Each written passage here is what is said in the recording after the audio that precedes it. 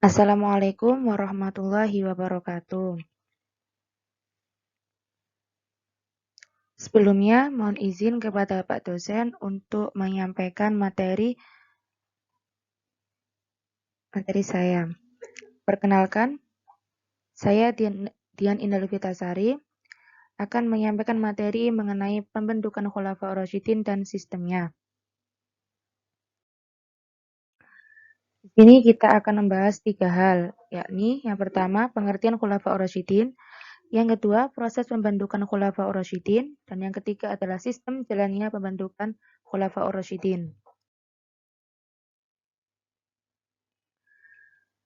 Setelah wafatnya Rasulullah SAW pada tahun 632 Masehi, terjadilah masa kekosongan pemimpinan dalam pemerintahan umat Islam dan juga terjadinya kebebasan umat Islam dalam melaksanakan segala hal, sehingga menyebabkan munculnya banyak perbedaan pendapat dan perselisihan di antara kaum Ansor dan kaum Muhajirin mengenai siapa yang akan menjadi khalifah sebagai pengganti Rasulullah. Karena beliau sendiri tidak meninggalkan wasiat maupun menunjuk siapa yang akan menggantikan beliau dalam menjalankan pemerintahan umat Islam setelah beliau wafat. Akhirnya dengan seiring berjalannya waktu, muncullah para Khulafaur Rasyidin yang terdiri dari Abu Bakar, Umar, Utsman, dan Ali yang memimpin secara bergantian, dan dalam proses pemilihannya pun banyak sekali peristiwa-peristiwa yang terjadi.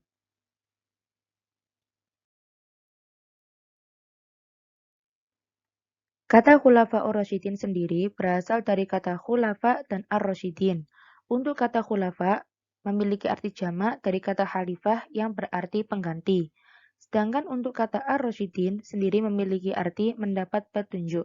Jadi, Khulafaur Rasyidin berarti para pengganti yang mendapat petunjuk. Khulafaur Rasyidin merupakan para pemimpin umat Islam yang ditunjuk untuk menggantikan tugas Rasulullah SAW sebagai kepala negara, kepala pemerintahan, dan pemimpin umat Islam.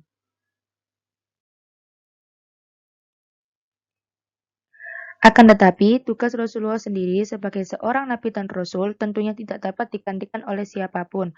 Sebagaimana firman Allah SWT dalam surat Al-Ahzab ayat 40 yang berarti, Muhammad itu sekali-kali bukanlah bapak dari seorang laki-laki di antara kamu, tetapi dia adalah Rasulullah dan penutup para nabi, dan adalah Allah Maha mengetahui segala sesuatu.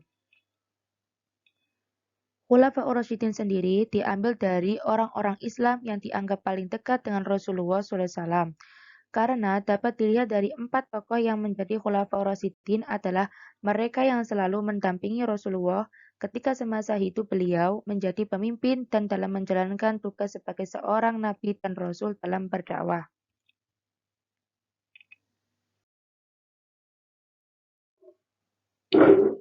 Orang Khulafaur Rasyidin merupakan para pengganti yang dapat mengatur kehidupan umat Islam dan memiliki sifat yang adil, bijaksana, cerdik, serta selalu melaksanakan tugas dengan benar dan selalu mendapat petunjuk dari Allah. Khulafaur Rasyidin sebagai seorang kepemimpinan merupakan sebuah ilmu terapan yang dari ilmu sosial, karena prinsip dan rumusnya sangatlah bermanfaat dalam meningkatkan kesejahteraan masyarakat. Tidak hanya itu saja, sebuah kepemimpinan merupakan sebuah hal kegiatan seni untuk mempengaruhi orang lain untuk saling mengerti dan gotong royong dalam mencapai satu tujuan yang sama tanpa saling menjatuhkan antara satu sama yang lain. Tugas seorang Khulafaur Rasyidin adalah menjadi pengganti Rasulullah dalam memimpin dan mengatur kehidupan umat Islam. Maka bertugas dalam menggantikan Rasulullah dalam memimpin umat Islam dalam hal kenegaraan, yakni sebagai kepala negara atau pemerintahan, serta memimpin dalam keagamaan. Sedangkan tugas Khulafaur Rasyidin sebagai pengganti kepala negara adalah mengatur kehidupan umat Islam agar di dalamnya tetap terciptakan kedamaian, keadilan, kemakmuran, dan keamanan. Dan dalam kepemimpinan agama, Khulafaur Rasyidin bertugas mengatur dalam hal-hal yang berhubungan dengan semua hal yang berkaitan dengan agama. Apabila terjadi perselisihan pendapat di antara masyarakat, maka khalifah berhak untuk mengambil keputusan, dan di dalam pengambilan keputusan tentunya tidak dengan asal-asalan. Khulafaur Rasyidin melakukan musyawarah bersama mereka terlebih dahulu. Proses pembentukan Khulafaur Rasyidin. Rasulullah SAW wafat tanpa meninggalkan wasiat ataupun menunjuk seseorang untuk menggantikan posisi beliau dalam kepemimpinan atau kekhalifahan. Banyak kelompok orang yang berpendapat dan menyatakan bahwa Abu Bakarlah yang lebih berhak akan kekhalifahan tersebut, karena Rasulullah SAW meridhoinya dalam segala urusan keagamaan. Salah satu di antaranya adalah dengan menggantikannya untuk mengimami dalam sholat berjamaah selama Rasulullah sakit. Mereka menghendaki dengan terpilihnya Abu Bakar menjadi khalifah sebagai pengganti Rasulullah SAW. Akan tetapi, ada kelompok lain yang menyatakan pendapat bahwa orang yang paling berhak menjadi khalifah pengganti Rasulullah adalah orang yang ahlul bait dengan Rasulullah, yaitu Abdullah atau Ali bin Abi Thalib.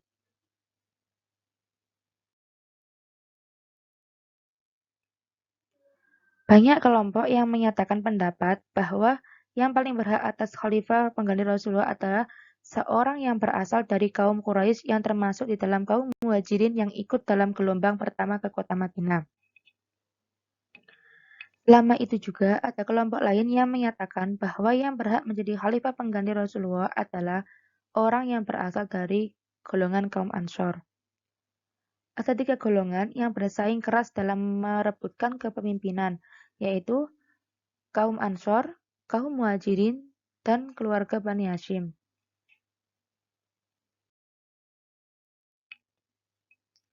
Khulafaur Rasyidin terdiri dari 4 tokoh, yaitu Abu Bakar As-Siddiq, Umar bin Khattab, Utsman bin Affan, dan Ali bin Abi Thalib.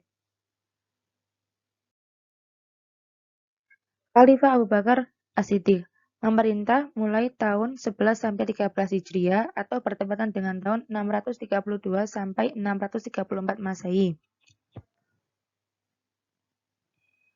Nama aslinya adalah Abdullah ibnu Abi Quhafa At-Tamimi.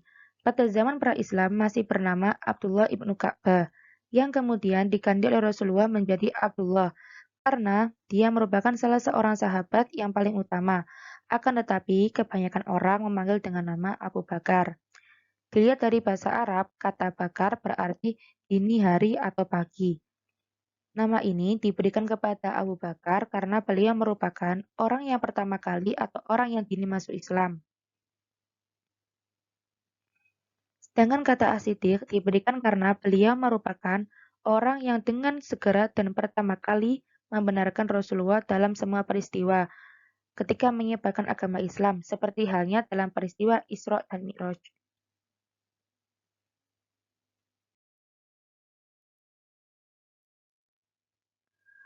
Rasulullah menyerahkan semua persoalan mengenai pemilihan pengganti beliau kepada umat Islam sendiri untuk menentukannya. Karena hal inilah, maka tidaklah lama setelah Rasulullah wafat dan jenazahnya belum dimakamkan, karena mereka semua sejumlah tokoh kaum Muhajirin dan Ansor berkumpul di balai kota Bani Sa'idah di Madinah. Abu Bakar telah memangku jabatan sebagai seorang khalifah berdasarkan dari hasil pilihan yang telah berlangsung dengan sangat demokratis yang berlangsung di Muktamar Sakifah Bani Sa'idah untuk memenuhi tata cara perundingan yang sudah dikenal di dunia zaman modern sekarang.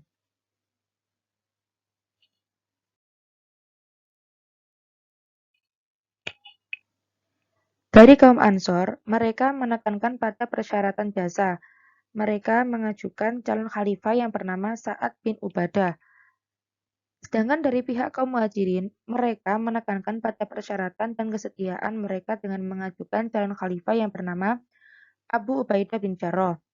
Dan dari pihak Ahlul Bait, mereka juga menginginkan agar Ali bin Abi Thaliblah yang akan menjadi calon khalifah atas kedudukannya dalam pemerintahan umat Islam, juga sebagai menantu dan sahabat Rasulullah SAW. Sampai akhirnya terpilihlah Abu Bakar dan disetujui oleh jamaah kaum muslimin untuk menduduki jabatan sebagai khalifah.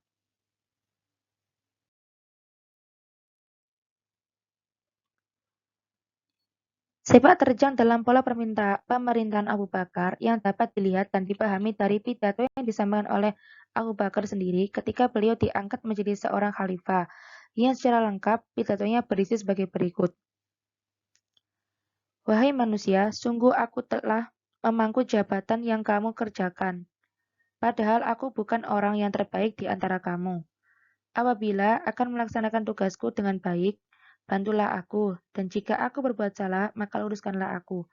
Kebenaran adalah suatu kepercayaan, dan kedustaan adalah suatu pengkhianatan.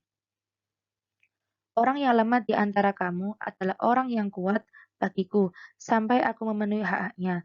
Dan orang kuat di antara kamu adalah orang lemah bagiku, hingga aku mengambil haknya. Insya Allah, janganlah salah seorang darimu meninggalkan jihad. Sesungguhnya,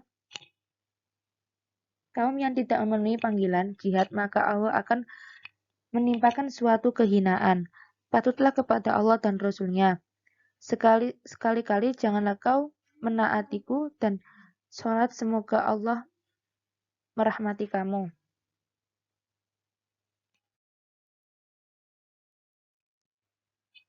Khalifah Umar bin Khattab, beliau memerintah pada tahun 13 sampai 23 Hijriah atau bertepatan dengan tahun 634 sampai 644 Masehi.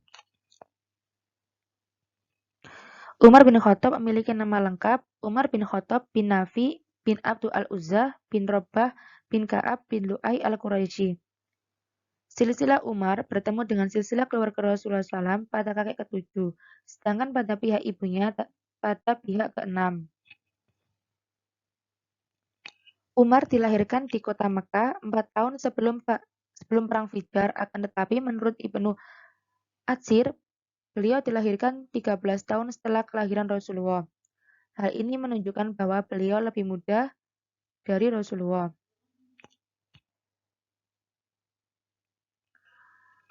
Beliau fasih dalam berbicara dan tegas dalam menyatakan segala pendapat serta membela yang hak.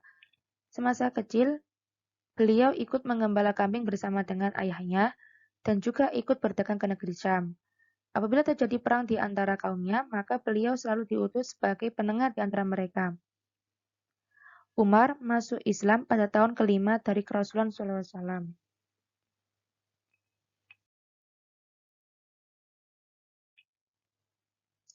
Pada saat Abu Bakar sakit, Abu Bakar selalu memperhatikan sahabatnya siapa di antara mereka yang sesuai untuk diangkat menjadi khalifah dengan prinsip yang tegas tidak kejam dan yang lembut tidak lemah. Abu Bakar menemukan kriteria tersebut pada dua sahabatnya, yaitu Umar bin Khattab dan Ali bin Abi Thalib. Akan tetapi, pilihannya tersebut jatuh kepada Umar bin Khattab. Ketika pilihan Abu Bakar jatuh kepada Umar, beliau pun mengundang para sahabat untuk bermusyawarah mengenai pilihannya tersebut. Abdurrahman bin Auf meminta Abu Bakar untuk menyatakan alasan mengapa beliau memilih Umar. Maka beliau pun juga menyatakan bahwa Umar merupakan seseorang yang berhati lembut, dan Abdurrahman juga menambahi bahwa Umar jauh lebih utama dari apa yang dikatakan oleh Abu Bakar.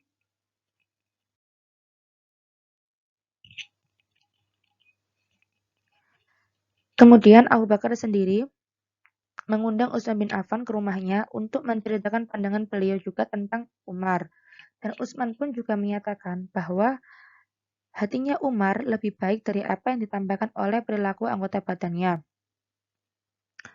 Selain itu, Abu Bakar juga meminta pendapat kepada Asid bin Khudair al-Ansari serta mengajak Sa'id bin Zaid untuk bermusyawarah bersama yang lainnya dari yang kalangan kaum Muhajirin dan kaum Ansor untuk membahas pandangan serta penilaian mereka terhadap Umar bin Khattab.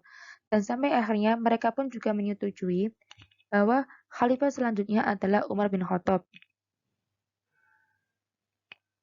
Setelah bermusyawarah, maka Abu Bakar memanggil Utsman untuk menuliskan serta membuat surat pernyataan bahwa Umar bin Khattab adalah orang yang akan menggantikan dirinya menjadi khalifah selanjutnya.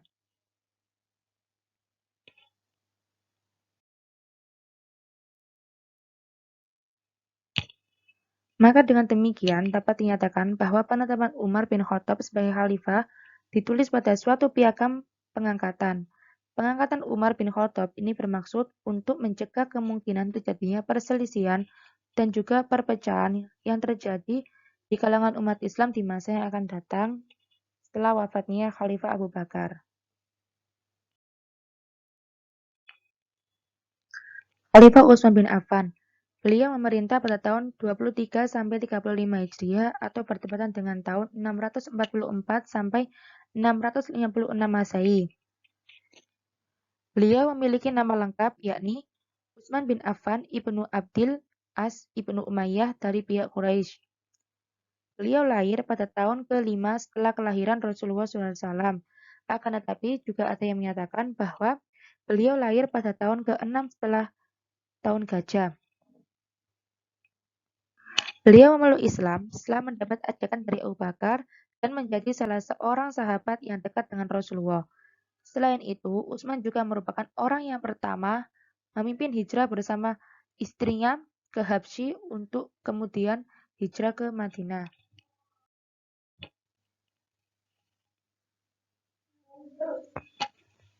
Utsman selalu mengikuti dalam berbagai perang, kecuali Perang Badar. Hal ini terjadi karena beliau sibuk untuk menemani dan merawat istrinya, yaitu Ruqayyah yang sedang sakit sampai akhirnya Ruqayyah wafat dan dimakamkan pada hari kemenangan kaum muslimin. Setelah wafatnya Ruqayyah, Utsman dinikahkan oleh Rasulullah dengan putrinya yaitu Ummu Kulsum. Karena hal inilah Utsman diberi gelar Dzunurain yang artinya pemilik dua cahaya. Para sahabat terkemuka meminta kepada Umar bin Khattab agar dapat menetapkan penggantinya untuk menggantikan jabatan beliau sebagai khalifah apabila Umar bin Khattab telah meninggal dunia. Akan tetapi, hal itu ditolak oleh Umar bin Khattab karena orang yang dipandang cakap oleh beliau untuk menggantikannya yakni Abu Ubaidah bin Jarrah telah meninggal dunia. Selain itu juga ada yang mengusulkan agar anak beliau yakni Abdullah bin Umar diangkat menjadi khalifah. Akan tetapi hal tersebut juga ditolak oleh Umar bin Khattab.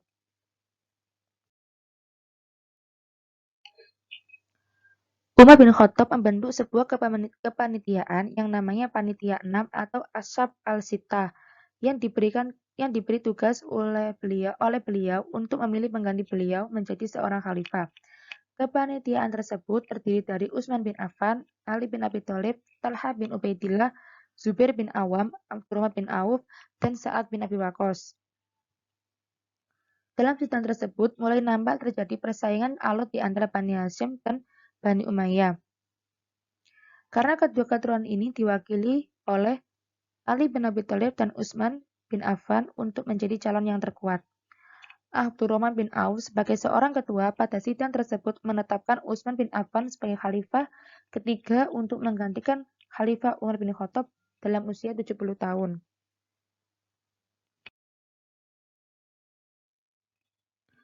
Mereka menentukan itu dengan 3 pertimbangan, yakni yang pertama ialah dilihat dari segi senioritas. Apabila Ali bin Abi Thalib yang diangkat menjadi khalifah, maka tidak ada lagi kesempatan untuk Utsman bin Affan sesudahnya untuk menjadi seorang khalifah.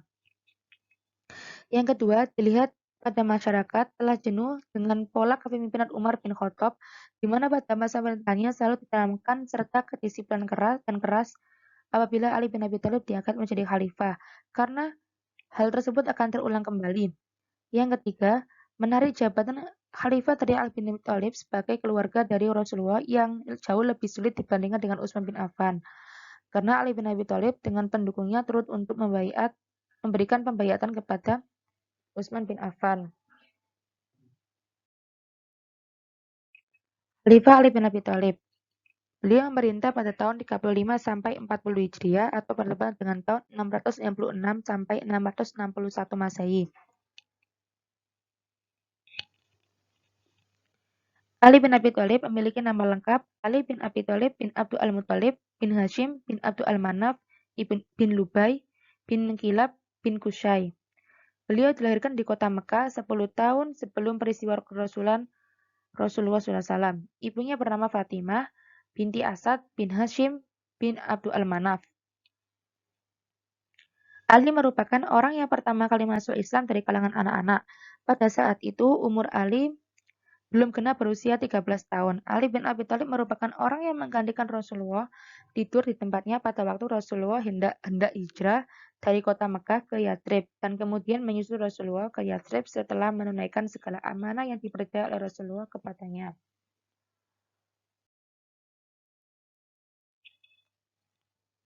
Peristiwa pembunuhan Utsman bin Affan mengakibatkan terjadinya kegentingan di seluruh wilayah Islam yang pada waktu itu sudah membentang sampai ke wilayah Persia dan Afrika Utara.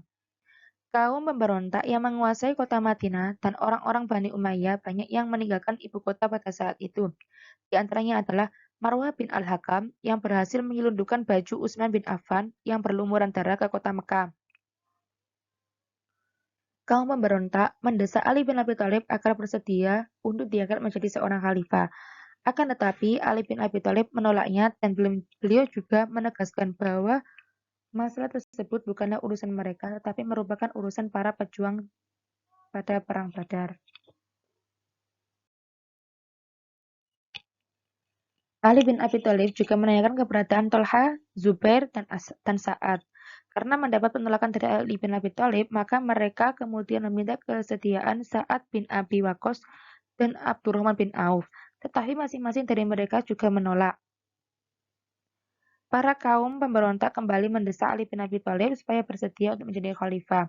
Sampai akhirnya Ali bersedia dan menerima jabatan menjadi seorang khalifah dengan ketentuan agar beliau diberi kesempatan untuk memerintah sesuai dengan kitabullah dan sunnah Rasul. Kemudian beliau mengaku jabatan menjadi khalifah mulai tanggal 24 Juni 656 Masehi atau tahun 35 Hijriah yang bertepatan dengan beliau berusia 58 tahun.